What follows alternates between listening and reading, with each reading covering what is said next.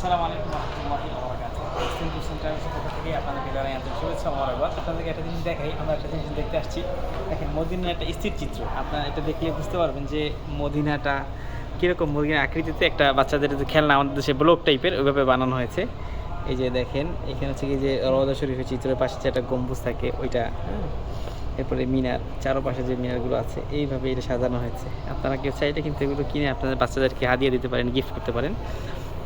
এই বক্সটা আছে এখানে, এটার প্রাইসটাও দেখাই। প্রাইসটা হচ্ছে গিয়া 352 রিয়াল মাত্র। আপনারা চাইলে কিন্তু এগুলো সংগ্রহ করতে মসজিদে পারেন। নববী আর হচ্ছে ডোম অফ দ্য রক। আচ্ছা আচ্ছা, এটা ফিলিস্তিনের, এটা হচ্ছে গিয়া মসজিদে নববীর।